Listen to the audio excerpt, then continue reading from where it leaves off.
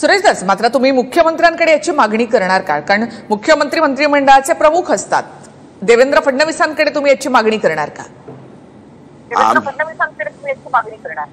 आम्ही देवेंद्रजींकडे जे काय मागणी करायची ती केलेली आहे. जे मागणी करायची ती केलेली आहे. साहेब त्याच्या बाबतीमध्ये सिरियस आहेत. आता त्यांच्या राष्ट्रीय पक्ष त्यांचा आहे, त्यांचे अध्यक्ष जे आहेत त्यांनी या बाबतीत निर्णय करावा ना. आमच्या भाजपचं असतं तर आम्ही डायरेक्ट सांगितलं असतं नमस्ते लंडन करा म्हणून. सुरेश दास, तुम्ही जो आका म्हणता 18 दिवस झाले हा आका पोलिसांना सापडत नाही, पोलिसांवर कोणाचा दबाव आहे का? मला नाही वाटत दबाव कोणाचा राहील. राज्याचे प्रमुख जर एकदा बोलले की याच्यात मी कोणाला सोडणार नाही, कोण दबाव आणणार?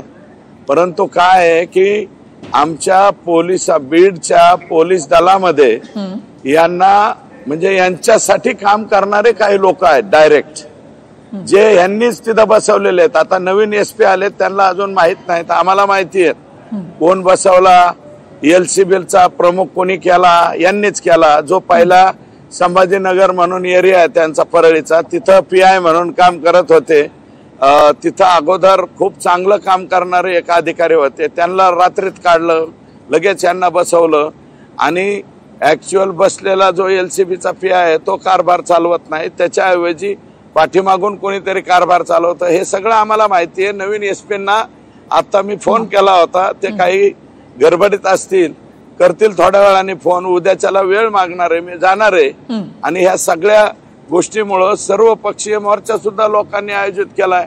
आता आम्ही जरी भाजपचे असलो, सत्ताधारी असलो, तरी लोकांच्या प्रेशरच्या पुढे जाता येत नाही. लोक म्हणतील का तुला तर काल परवाच मतं दिली होती, तू मोर्चाला नाही गेला तर चपलाने हाणते ना आम्हाला लोक, आमचेच तोंड पडू लोक.